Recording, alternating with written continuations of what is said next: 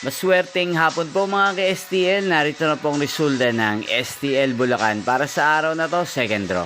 April 28, 2025, araw ng Lunes. Naway ang mga natayaan nyo pong mga numero kanina ay manalo nawa ngayong hapong ito, 4 PM. Kaya kunin nyo na po yung mga tickets. Narito na pong resulta.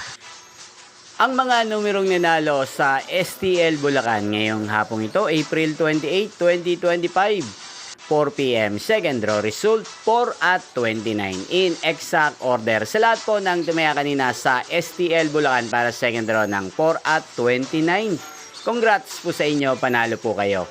Again, 4 at 29.